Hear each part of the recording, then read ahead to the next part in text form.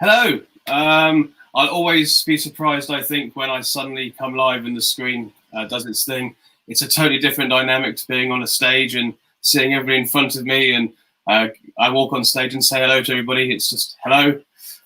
So new dynamic and seeing the clock tick down until going live. It's very much like TV. But welcome to day 2 of the Inspiring Workplaces Summer Series. Yesterday was fantastic, led off by Chester Elton. And like I say, we have a whole host of speakers, case studies, thought leaders throughout July and probably the most of August, every day, same time, same place, every single day, 25 to 30 minutes. And then afterwards, you can view the content on demand on our website at your leisure. You can share with contacts and colleagues to come in and become an inspirer and view the content too if you find it useful. So welcome back. We're looking forward to tomorrow already, but today we've got a fantastic speaker. We'll also be adding music into the summer series. We're a big fan of having music at our events around the world. We launched Inspiring Workplaces with Workapalooza, an hour-long concert, which you can see on our website too. But we'll probably do 1 gig a week, maybe on a Wednesday, following each session. So look out for some musical gigs coming this summer as well, all free. If you didn't know already, at Inspiring Workplaces, we basically want to change the world with you through the world of work. And I think we've got off to a fantastic start with the merger from the awards and the alliance. So today's speaker is called Denise Lamoreaux, Global Chief Diversity Officer at Atos. And she's New York based up in Rochester and has worked in the diversity and learning profession for about 30 years now and is award-winning too. So I'm really excited for today's content and having had a chat with Denise for the past half an hour ahead of today's talk. So without further ado, please welcome Denise. Hello. Hi, Matt, and hi to everyone who's in our audience. And Matt, I just want to thank you for giving me this opportunity to talk on this topic because it's really important for us as leaders to be aware of the fact that gender bias does exist in the performance review process, and both genders are guilty of it. So as we take a dive into this material and information today. I'll see you later, Denise. Oh, thanks, Matt. Thanks. We'll see you at the end. See you at the end. As we dive into this information today, you see a quote here before you that talks about corporate America, but this problem isn't just germane to America or even to any part of the globe. It is represented across the globe. And because women are not getting the type of feedback they need to be able to prepare to move into senior roles, there isn't that much advancement going on. So it's this cyclical situation wherein women continue to receive less actionable feedback that will help them develop so they're prepared and ready for next level roles. Today we'll talk about all this stuff that you see here in these word clouds: gender bias, meaningful versus meaningless feedback, and performance versus the whole concept of aggressive and assertive. So we'll be talking about words to use, words not to use, ways by which we can become better balanced in the feedback we're giving to the genders, and ways by which we can avoid some of those unconscious biases that make us snap decision instead of taking a slow and mindful approach to providing constructive, not destructive feedback. So here's the current reality, and a lot of this information is based on a study done by Stanford University's Clayman Institute. And they really dove into this topic a few years back, and many articles have been written in response to that since. Simply put, women receive far less specific performance feedback than men. And when there is no detailed information to support a woman's candidacy for promotions, then it's difficult to prove her case. So it's really important for us to remove gender bias from that performance feedback mechanism so that we can allow women to rise up, skill up, and prepare for those next level moves. The research consistently shows that managers give men higher performance ratings than women, even when they are coming from an even playing field. And over time, women are pushed down by these types of scenarios and often will leave a company because they feel there's no way for them to advance and grow. So we need to make sure that we remove the gender bias and that we make performance objectives as equitable as possible.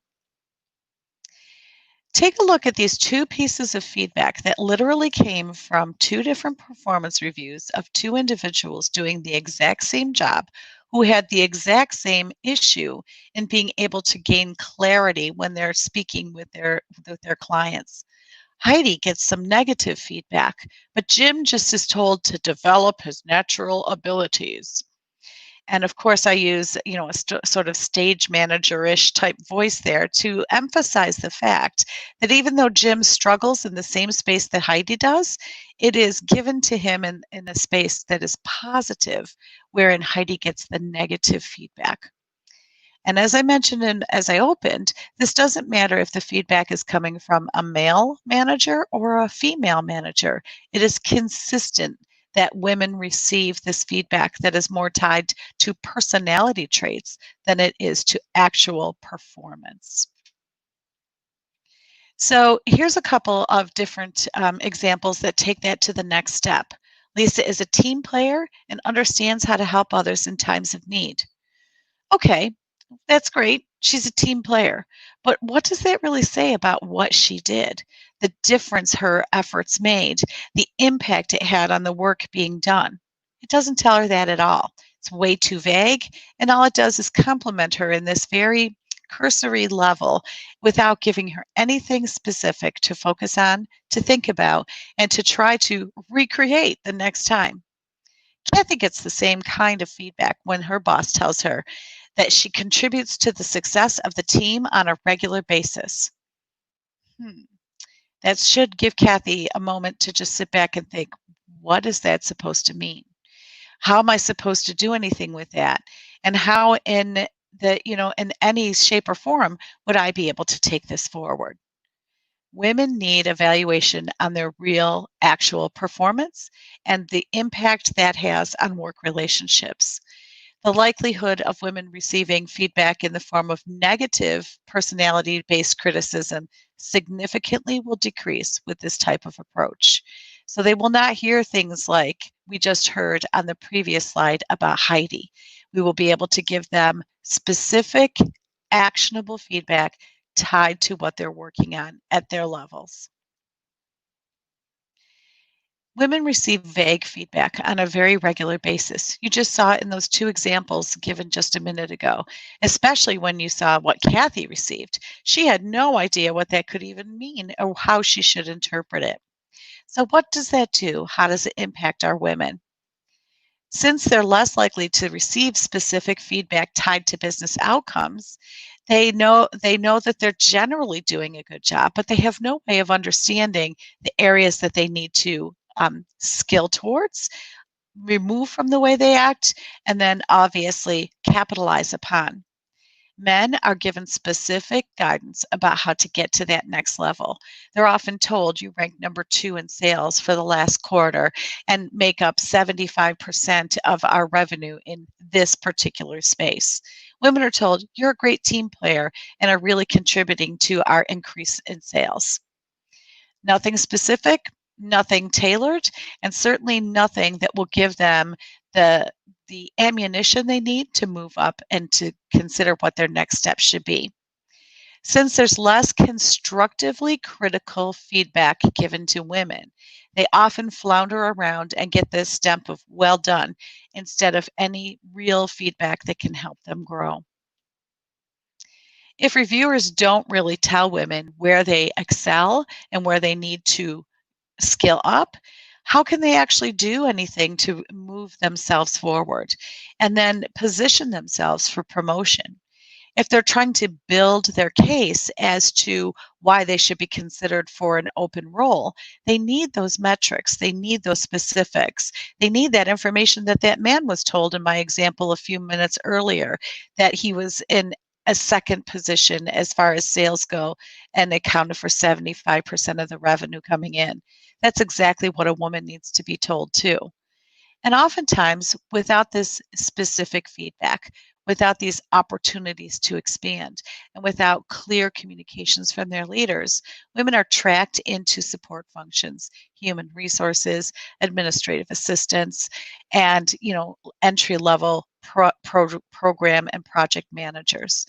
They do not necessarily get the opportunity for C-suite roles if there's no specificity given to them to help them develop and improve.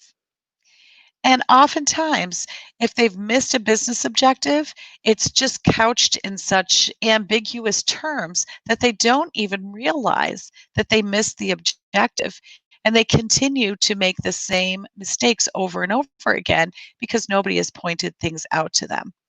And a lot of that comes from a leader's protective hesitation, their unwillingness to give the feedback that might be a little bit tougher to digest to women because they don't want to, quote unquote, upset them.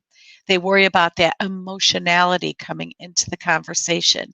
And not only does that create a barrier in the conversation itself, but it also creates a barrier to helping women get better prepared. So we need to step away from that fear of the emotional conversation and then focus more on giving that consistent feedback to all employees, regardless of who they are, so that we are consistently providing them with the opportunities to move forward. There's specific words that can really help empower women to have a better understanding of the impact that they're making. We want to intersperse them and sprinkle them into the written feedback we provide to women. They're especially motivating, and they are really going to turn the tide and give more examples to these women of where they excel. And especially when you use words like critical to the success of the project. Your resilience was exactly what we needed when we were faced with an accelerated implementation schedule, things along those lines. The words you choose will really impact the way they interpret the feedback they're receiving. And that goes across all gender lines. It's not just germane to women, but it certainly will help in that quest to make the feedback you're giving to your women employees more impactful, more actionable, and more specific. There are words that you should avoid. Using a word like conscientious, dependable, diligent. You think they are a compliment, but they are really kind of overused and are trite enough that they don't have the impact that you want them to. You need to talk about their insightfulness, their resourcefulness, that resilience we talked about already, and their ability to become that person of authority within a work group that they need to hear, that they will be able to latch onto as something to focus on and improve upon over time, and then become better positioned for those opportunities in the future. We find time and time again that we're just not giving the right information in a performance review, regardless of gender. And it really comes down to the fact that we need to give our performance review a review as well, and really look for ways by which we can standardize, improve upon, and really take things to that next level. Before you begin evaluating, you need to understand specifically what you're evaluating and how it will be consistent across each member of your team. You want to let your people know what mastery looks like in each of these spaces that you're evaluating. And then make sure that you consistently share that same message with everyone you review. And tie that feedback, either positive or constructive, back to the business goals and outcomes. Always let your people know what the metrics are that they are being asked to live up to. Oftentimes you'll find in conversations that people feel that they were wrongly passed over for opportunities for advancement. And you may ask them, well, what's your ranking within the team? Well, I don't know. Well, how's your sales been the last 6 months? Well, I've been doing really well. Well, how do you rate against others within your team? I'm not really sure. So how can they not know those answers and yet still expect to be able to be the one chosen for that new role? It's because they're not given that information so that they can step it up a little bit and get to that next level. People have an inherent desire to succeed, and they will take whatever data is given to them and use that to the advantage of preparing for those next level moves and getting ready to advance and increasing their footprint within the team and proving who they are within the organization. But if they don't know what they don't know, then there's no way for them to really focus and get specific about how they want to take things to that next step. You are the vehicle to help them get to that point. Articulate the specific results, explain what mastery consists of, and really ensure that you're consistently having the same conversation with each of your people, specifically tailored to how he or she is performing in those spaces. Do that consistently, and you will begin to see sort of a sea change happen within your teams, wherein everybody begins to perform at a higher level because they are well aware now what it takes to get to mastery. Opportunities such as the 9-box theory, where you can actually show your individual employees where they fall within the hierarchy of, the potential within the team, is a really important activity too. And it's really a motivator for people. They may think of themselves as the top performer within the team, but now you've given them the data and the information about where they fall within the team. And it's a moment for reflection for them, wherein they say to themselves, well, I'm not settling for third place. I want to be number one. And now they'll begin to work their action plans and their individual development plans to be able to increase those skills to get themselves to that level. This is sort of where that whole term co-opetition comes into play, where your team is collaborating, they're cooperating, they're communicating, but you want them to be kind of competing with each other to be able to raise the bar of performance and take advantage of that idea of co-opetition and let the people know where they rank within their teams so that they inspire themselves to get to that next level and be the one whose name gets promoted in lights within the teams. It's really important too that the appraisal scale specifies what the person should start or stop doing or even continue doing as it relates to their tenure within the project cycle. So if I'm a brand new employee, where should I be by the end of the first year as far as my skill set lies? If I'm an employee's been with the team 2 to 5 years, where should I be now? What are my options? Where can I take my path? Would I stay as an individual contributor? Would I look towards a leadership role? Understanding this is key for your people to be able to decide what their own individual journey will look like, and then ask you for guidance and advice. Everyone who appraises an individual has to have training on giving feedback that's tied to specific criteria. You can't expect a leader who works for you within your team to be able to do this well on their own the very first time. Work with them, mentor them, give them examples that they can follow. Complete one of the first ones together so that they can hear some of the talk track you've woven together over time and begin to emulate some of that behavior and some of those phrases moving forward themselves. Here's something that's really important to me, and I thought this was fascinating when I read this. And I read it just yesterday as I was reading through this presentation, wanting to make sure it was polished and had the right kind of messaging. And I came across this article. Become a slow thinker. Fast thinking relies on falling back on stereotypes and biases that we have had ingrained into us our whole lives. But slow thinking makes us step back, read what we've written down, and actually think, does that sound right? Does it have any bias lurking around the edges? Could someone misinterpret that and think of it as destructive criticism instead of constructive? And if you slow it down and really ask yourselves those questions, oftentimes you'll revise what you have actually written. And then there's an opportunity for you to take an absolutely free assessment through Harvard University. It's called the IAT for Gender Career, to make sure that you're familiar with your own biases related to gender and really prompt that opportunity for slow thinking. So If you go out to Harvard's website, typed in IAT for gender/career, you can take that free assessment. They really take about 15 minutes to complete. And all of a sudden, you've got some insights that you didn't have before that are applicable to this situation and to other leadership opportunities, so that you are more free from bias that exists within you without you even being aware of it, and then able to focus on removing that from the feedback that you give to your employees. You need to step up the specificity.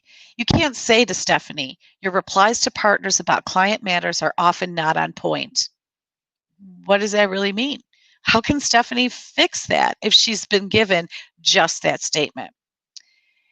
So you need to take it, and you need to take it from that level all the way up to, I have some thoughts on how you could prevent that from happening again, such as why, and then go into an explanation of what she could do.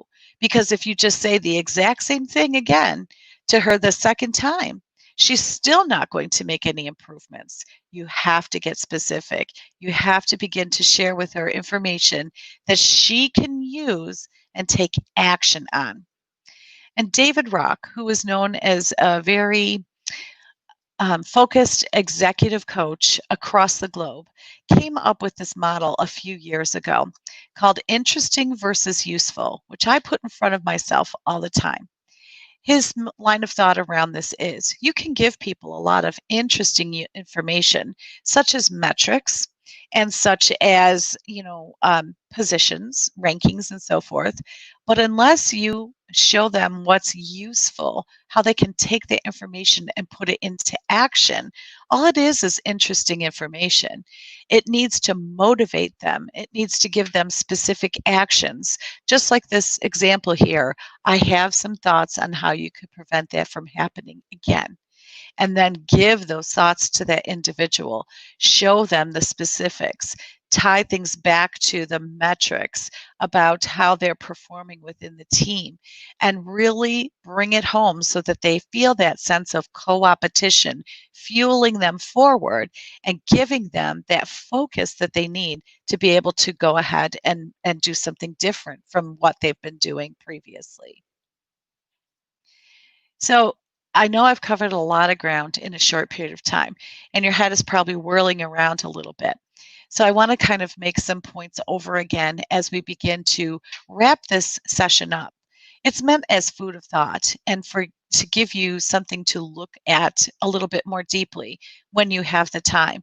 But in this space of providing performance feedback, we really need to focus our attention. We need to become slow thinkers. We need to get specific. We need to remove the tenuous statements. We need to not be afraid of that protective hesitation coming into play, and have those real conversations that will provide our people with information that will really move them forward. And we have to start removing the hidden biases from our performance reviews, especially when we're dealing with our women. We cannot tell them that they are aggressive in communications. We should be talking instead about how they're assertive. We can't be telling them that they don't know how to interact with clients. We need to be giving them specific ways that they can overcome those issues. Constructive, not destructive. Insights, not insults. And we have to remember these things. If we are being actionable, we are not being accusatory. Oftentimes, the way feedback is written is accusatory. We're commenting on their personalities and not on their capabilities. And we have to move away from that. Meaningful feedback, not meaningless. We need to make sure, too, that the performance feedback we give is equitable. In other words, we're giving the same feedback to all our employees, that we have kind of scaled it to their level of experience, so that at an entry level versus a senior level individual both know what's expected of them in that team hierarchy. We need to ensure that this actionable feedback has some examples that we can point them towards, whether it's the name of a course that we'd like them to complete, or a person that we suggest they speak to who's really good at that particular space and they could benefit from that knowledge. But if it's actionable, we provide those resources. We will give them the channel within which to forge forward. Men receive 2/3 more feedback as women about their technical expertise, their assertiveness, and their independence. But women's performance reviews have 2.5 times more references to their team's accomplishments rather than their individual results. How can we take that and flip the equation? We need to give the consistent feedback on each of these topics to all employees. Women are not told much about how their independent behavior is impacting the team. They're told about how they're great team players. But men, they know about their technical expertise and how it's impacted the team's performance. We need to do the same for women. We need to remove the negative terms, such as aggressive and bossy. You appeared very bossy in that meeting today because you kept speaking up whenever a point was made that didn't agree with yours. Well, isn't that what a man would be called assertive? And we need to be careful with that because we don't want to turn women away from speaking up in meetings. Oftentimes, women are interrupted 5 times as many times as men in a meeting. And we need to stop and thinking about that. We're letting the men say their piece, but we keep interrupting the women when they try to do the same. So remember these things. Start calling yourself out on some of these negative situations that occur and start removing them from the regularity of the way you lead your teams. Gender bias in performance feedback does exist. Men are given a much more clear picture of what they're doing well and specific guidance about what they need to do to get to the next level. And removing gender bias from performance feedback is a leadership imperative. It isn't a choice. It isn't something we can do part-time. It isn't something we should do once a year. It's something we should be doing every time we have a conversation, either written or verbally, with our employees about how they're performing, how it's impacting the team, and how they can take that information and move forward with it. We need to rewrite the way we write things down to make them right. And we can't say to a woman, you take too long to explain your point. Keep up the good work. Your performance has been stellar. You need to learn to control your emotions in meetings. And your decisive nature inspires your colleagues. Every single thing that's written here gives them nothing to move forward with. And if that's all we're doing for our women, then no wonder the number of women in senior level roles is not equal to the number of men. No wonder women cite career opportunities and development opportunities as the number one reason why they leave a company. And no wonder we can't prove the case for advancing our women employees because we haven't documented what they're contributing to the bottom line of our teams. Rewrite it, make it right, and head in the right direction with the feedback that you're giving to your employees, regardless of gender. And you will see an enormous increase in productivity, in employee engagement, in employee satisfaction, and in turn, in client satisfaction, because happy employees really do affect the bottom line of happy clients. It's up to us to ensure that we're doing the right thing and giving feedback that's free from gender bias and removing vague comments from the written comments that we provide so that performance reviews are equally valuable for both genders. And with that in mind, I want to pause and see if anyone has any questions they'd like to ask, because I'm curious to see what your initial reactions were to this particular topic. Thank you so much, Denise. That was insightful and got me thinking in a lot of different ways. You've got one question come through that we'll lead off with that says, "How do you react when you feel you're a victim of bias? How should you react?" That's a really interesting question, Stefan. And I think the first thing you have to do is go back to the source that you feel treated you with some kind of preconceived notion. That way you can have a conversation with that individual and say, this is what I experienced, and couch it in exactly that term. This is what I experienced when we had this conversation earlier today. The phrases you used, the comments you made, etc., really reinforce the fact that I feel I was biased against, or that you treated me differently than you would from my other colleagues based on some preconceived notion that you have. And then at that point, you can say, what are your thoughts on this topic? Where did this come from for you? This person, if it's really an unconscious bias, will not realize that they did this to you. I honestly believe that most people do not go into a situation with malice intended. They just are acting how they've always acted. And sometimes all it takes is that this is how this made me feel conversation for them to realize, oh my goodness, I have done this before. I need to start being more aware of this. There's been so many studies that were done on unconscious bias training. There's two schools of thought. Some people feel that that type of training is effective, and some people feel it makes no difference at all. And I really know that it comes down to the individual themselves. Some people are much more open and receptive than others to really stepping back and self-evaluating. But that whole concept I talked about, that slow thinking, where you actually take that step back and review what it is that you've put down on paper, will really help to cut down on some of this. Now that the exposure has been there to this topic, the awareness has been created, and people are going to become more mindful of how that happens. And that will make a big impact on the number of times where women are given less specific feedback. What would you do when somebody's been given this feedback? It goes through the unconscious bias training, but to your point of it being on each individual, if they have shown no growth in that area, would you remove them from that form of leadership position or feedback position? Because how can you help at that point? I think that would definitely be a situation wherein you'd want to put some kind of performance improvement plan in place and have some very specific actions for them to have to live up to by particular time frames.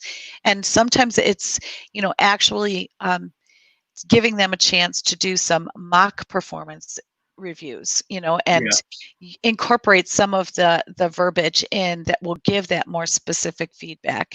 Have them develop the process that will be used by their organization moving forward to remove bias from performance feedback. Put them in the situation and make them come up with a solution. It often works to your greatest advantage, because we all know change is difficult.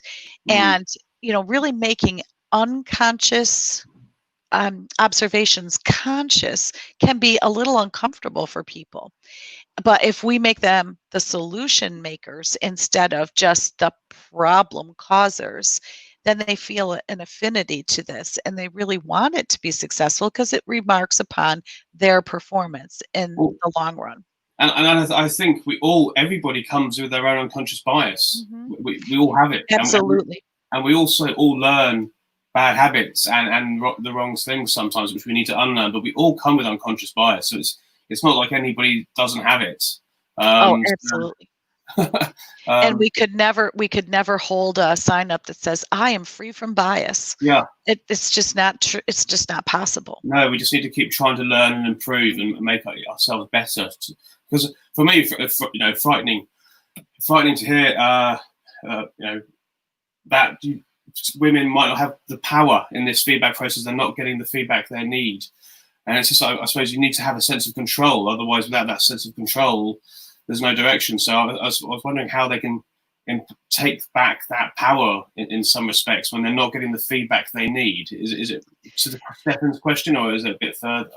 That's a great question, and it's one that every woman should be prepared for. She should have an awareness of how she is doing herself within her role. Yeah. And, understanding where, based on her seniority, what her responsibilities should be? How can she tick the box and say, here's what I have done in this space? You know, Yeah. kind of like when you think about it, if you're looking at a job description, you're asking for 3 years of experience. Well, I have 5, you know, and it's telling your story. It's pulling together your, what I call artifacts of success, Yeah. wherein you can point to the kudos you've received. You can talk about the time it took you to complete an effort. You can really prepare your story so that when you receive this vague feedback, you can come back and say, well, I would like more specific feedback on this part of what I did because Yeah. I'm particularly proud of it, and then give the reasons why. And Yeah. then your leader's going to think to themselves, you know, she's right. She was instrumental here. And I have said nothing about that in this feedback. And I need to give her some feedback on that. And so it's really not forcing, but opening that bridge up wider so that there can be a more in-depth conversation. We own our own performance reviews when we think about it, but yet we're so polite, we're so hesitant to really bring out that concept that we'll sit back and take the vague reviews we get and think, okay, well, I think I know what he's talking about there, Yeah. without being brave enough, bold enough to ask those questions. And we have to. Well, and I can only speak from my own experiences, so I'm not starting putting put myself in a woman's shoes here, because that's just all kinds of wrong. I remember one of my own reviews back in the day. I just got told stuff by my manager. Went, thanks very much. Okay, walk back out again. And then all my colleagues went, "Are you going to have you got a pay rise? Have you been promoted?" And I hadn't even asked. I hadn't gone in there with the control of my own information. So then walking back in, asking him to come back into the room, I had no control over that situation. I hadn't got the pay rise, and I hadn't got the promotion, by the way, unsurprisingly. But yeah, so it's a lot of food for thought, and I think we definitely want to follow up on this with you and maybe do some more questions. And I think to be able to go to Harvard and do the IAT gender career test, I know personally that's one of the first things I'm going to do this evening. It's about 15 minutes, did you say? Yeah, 15 minutes of your time.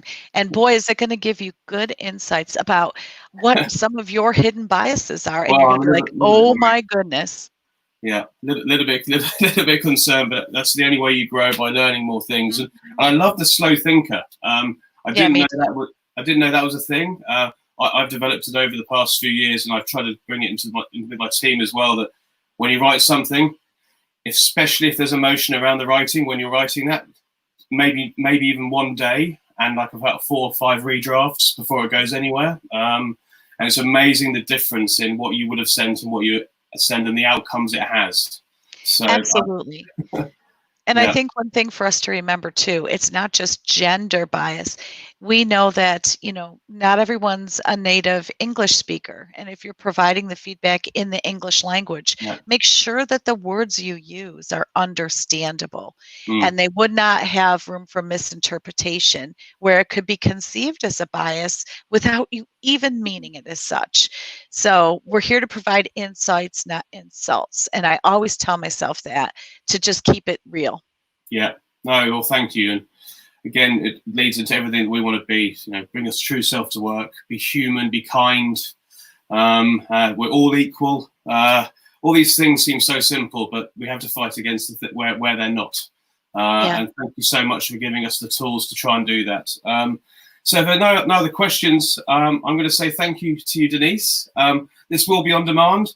If you know colleagues or people that should be getting across the amazing views of Denise, please send the link to them so they can view it at their leisure. And also send them the Harvard test link, because I think that's a fantastic thing. I think we might write an article up on our story section and get a few people, more people doing that. I think that'll help the world. But thank you so much. We'll be back again tomorrow with another great speaker. I'm going to run out of different coloured hats, but and I need a hat because I have not had a haircut in 4 months. So this is needed. But thank you so much, Denise, and I can't wait to see you again in person as soon as we possibly can. Yeah, great. Thanks for having me here today, Matt. It was lots of fun. Enjoy the rest of your day and take these insights into consideration, everyone. Thank you. Bye now.